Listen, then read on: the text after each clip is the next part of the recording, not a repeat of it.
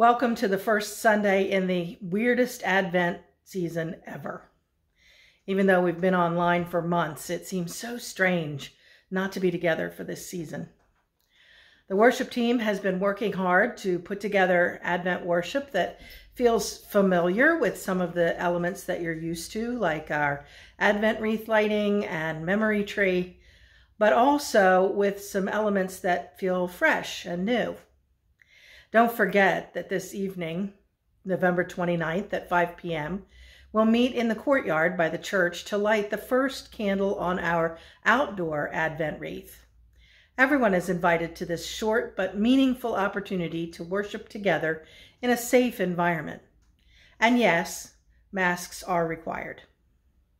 And now, just as we typically do each Sunday in Advent, I'll invite those of you who would like to place an ornament on the memory tree in honor or memory of a loved one to please do so.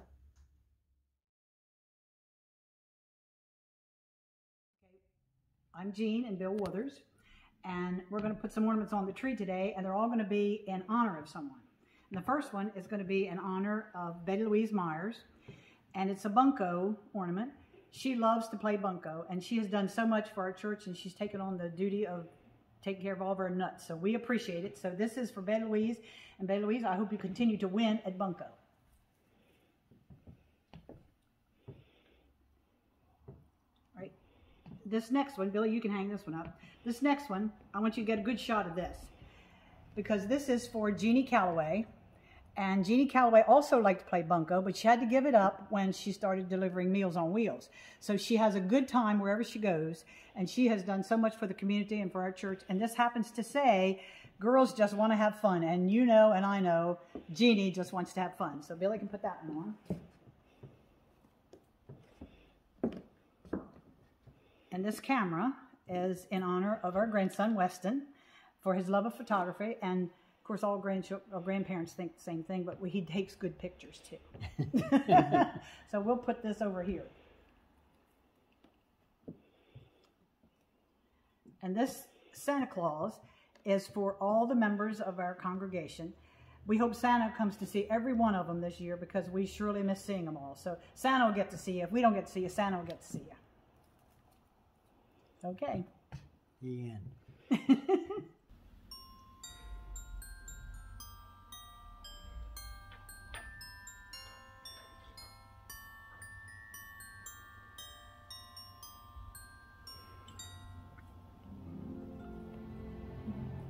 Week 1, Mary. Today we light the first candle on our Advent wreath. In the book of Luke, chapter 1, the angel comes to Mary saying, "Don't be afraid, Mary. God has shown you his grace.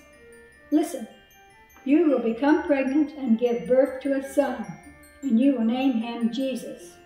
He will be great and will be called the Son of the Most High. Don't be afraid." That was easy for the angel to say, but the angel also said that God had shown Mary his grace, and that was the important part. God promised his grace in the midst of a scary time. All Mary had to do was submit, surrender, and let God work. Oh,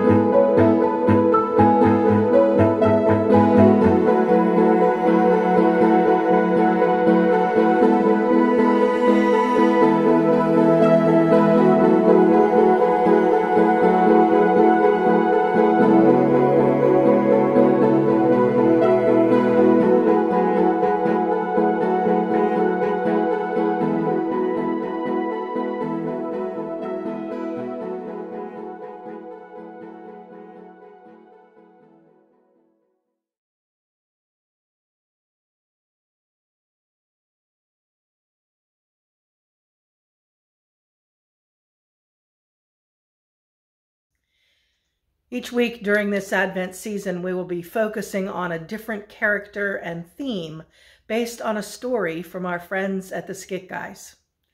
The series is called The Glory of Christmas, and I think those of you who have been around for a while and have been involved in or seen our Christmas productions over the years will find that it resonates with you. Today, we'll begin with the character of Mary, and then we'll hear from one of our own, Joan Nichols, as she responds to this part of the story. Enjoy. This is the story of a ragtag bunch of church members who set out to perform a Christmas play, and the director who tried his hardest to just keep it all together. The Glory of Christmas. Hi, my name's Joel. I'm the director of our church play, The Glory of Christmas. This is my 12th year. We're okay. Just the stained glass window. It's going great. The only thing that we lacked was someone to play the role of Mary up until yesterday, but then I found her, and she's perfect. I got the role of Mary because I'm 31 weeks pregnant. Yep, 2 kids in college, and then surprise! We're so full of joy. I can't act, Joel. There's no way I can sell this. No, not true. Your audition was fantastic. How can it be me? How can I be highly flavored by God? Did I just say flavored? Why can't I stop talking about food? She's perfect. Oh, hey, you're Joseph. Mm-hmm. I'm Heather. I play Mary, your wife. Oh! Mm-hmm. I remember you. Oh? You played Bunko with my mom. You know, what is Bunko? Nice to meet you. You must mentally sink into her situation. Yes. Go spend the night in a barn somewhere. The hay will trigger something deep within you. Sorry. Yeah, it'll trigger something. Trigger something that don't need a hand in histamine. This is good.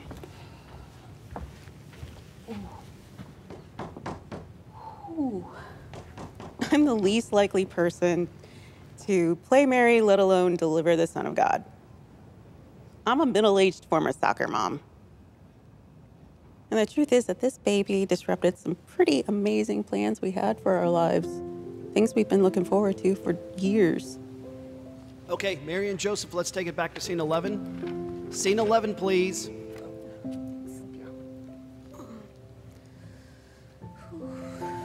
Maybe that's how Mary felt. Maybe people stared, unsure of what to tell her. Maybe she doubted. Maybe she doubted, even though God told her not to fear. And then she trusted. She trusted that what God was doing would bring the greatest kind of joy if she would just let go of her plans, her questions, and There we go. Just let the Good Shepherd carry you.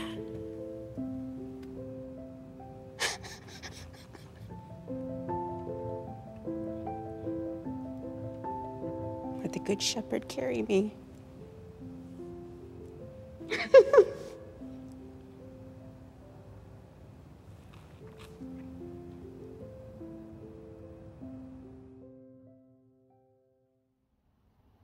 Hi, I'm Joan Nichols, and I'm supposed to talk to you about the character of Mary. I looked at the videotape, and I came up with a different aspect of looking at Mary as a part of people being scared or something. I figured out 3 things that I learned from Mary. It's to release, accept, and trust. And putting that in my life, I learned that in 1984. My daughter had just celebrated her 3rd birthday on February 28th, and we went to the doctor for her well baby checkup, and we found cancer. We were sent to Children's Hospital, and I went through all the emotions you can go through. I tried to bargain with God. I tried to say, you know, take me, use me for that, and replace her. And as I moved forward, I learned how to pray. I found that I can pray anywhere at any time, but I had to learn in this prayer to do those things that I said. I had to accept, I had to release, and I had to trust. First, I had to accept the fact that my daughter had cancer. She was given a 5% survival rate. But I also had to release my fears, my inability to control the situation, and then I had to trust God to take care of the situation, because He is the only one that could. He only one that had power to heal and to take me through this situation. So my prayer to Him was, this child was a gift to me, and I have to give her back to you to heal, or whatever you need to do with her. And so I walked a path with a God that walked right beside me through the whole thing. And through that, I learned to accept, to release, and trust. So in this Advent season, please take the Savior that's coming into the world and accept Him as your own. Because through His grace, He will sustain us. Through His light shining will guide our path, and His love will bring us abiding joy. So that's what Mary taught me and helped me through situations, and it's helped with other situations in my life as well. But that's the main one. That helped me grow in my faith and in my trust in God, and learning to accept things. And most of all, releasing, because I'm a great person that likes to be in control and fix things. And that was something I couldn't fix. Only God could. So let God sustain you. Let God guide you. And most of all, let Him love you with His unconditional love. Amen. The idea of submitting to God, bringing God our troubles and our messed up plans, and allowing God to make them into something we can learn and grow from, is something we all aspire to as we become disciples of Jesus. Thank you for sharing your story, Joni, and for being willing to tell us how God took a difficult situation, something you certainly didn't expect, and used it to teach you some valuable lessons about submitting to God. As Joan shared that part of her story, it expanded its reach and teaches us as well. And now I ask you, what is your response to this video? What situations have you found yourself in that God has been able to use to grow you, to teach you about following Jesus and the glory of Christmas?